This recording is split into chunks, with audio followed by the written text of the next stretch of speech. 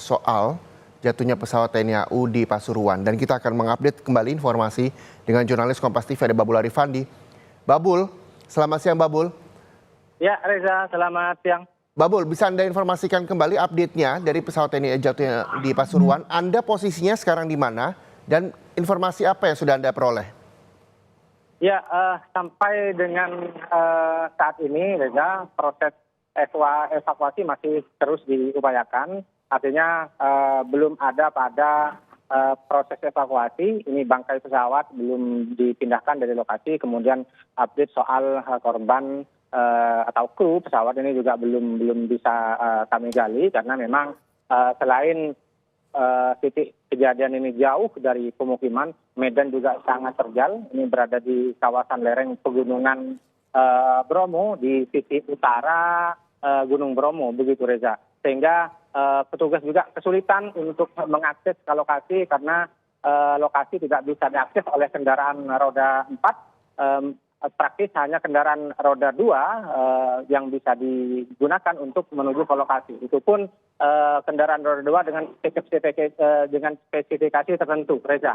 Iya, adakah informasi nantinya evakuasi pesawat tersebut akan dilakukan dengan transportasi apa? Apakah udara nantinya atau seperti apa? Adakah informasi yang Anda peroleh, Babul?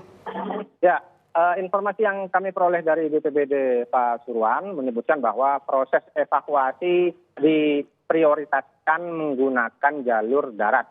Artinya petugas masih berupaya untuk mencari solusi terbaik bagaimana sekiranya bangkai pesawat kemudian kru ini bisa dievakuasi dari lokasi kejadian menggunakan jalur darat. Petugas gabungan Basarnas, TNI Polri juga sudah meminta keterlibatan dari warga sekitar, kemudian komunitas sahabat gunung yang memahami kondisi medan dan juga tahu letak geografis, sehingga diharapkan dengan kolaborasi antara petugas, kemudian juga relawan dan masyarakat ini lebih cepat dalam proses evakuasi dan lebih memudahkan proses evakuasi yang sedang diupayakan. Begitu, Reza. Ya, Babul, kita tahu bahwa ini lokasinya cukup terjal dan jauh dari permukiman warga di sekitar lereng Gunung Bromo.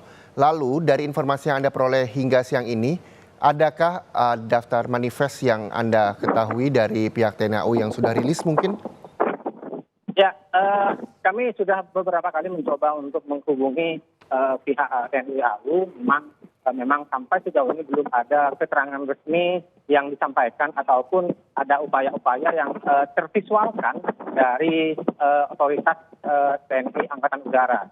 Namun demikian, petugas gabungan instansi samping seperti BPBD, Polri, kemudian TNI dan Koramil maksud kami sudah menuju ke lokasi untuk memberikan pertolongan pertama baik kepada korban dan juga bagaimana sekiranya bangkai-bangkai pesawat latih ini bisa segera diangkat dari lokasi kejadian. Reza.